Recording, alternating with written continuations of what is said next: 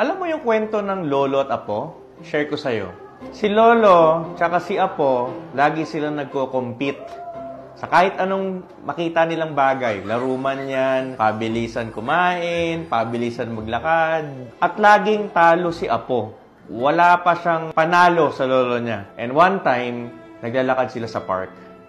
Tapos, may nakita si apo ng ibon na hindi makalipad basta-basta. Ibig sabihin, ang dali niya makuha. Habang malayo pa si lolo, agad-agad tumakbo si apo, kinuha niya yung ibon. Tapos lumapit siya sa lolo niya. Sa isip-isip niya po, yes, eto na yung pagkakataon ko.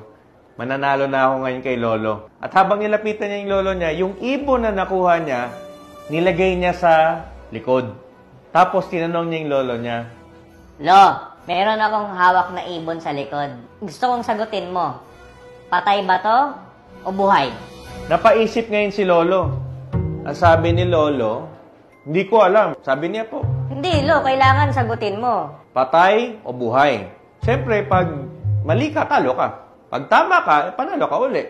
Sabi ni lolo, kala mo may isahan mo ako Dahil pag sinabi kong patay yung ibon, bubuhayin mo lang yung ibon, wala kang gagawin sa kanya.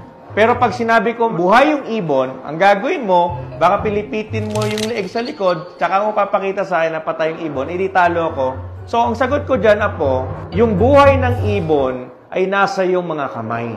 Ikaw ang may control. Now, guys, ano yung moral lesson nitong storya na to?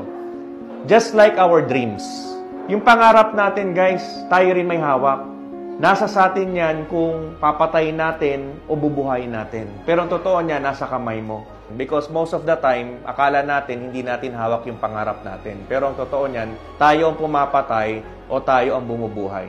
Ang tanong ko sa'yo, ano bang plano mo sa pangarap mo? Papatayin mo o bubuhayin mo?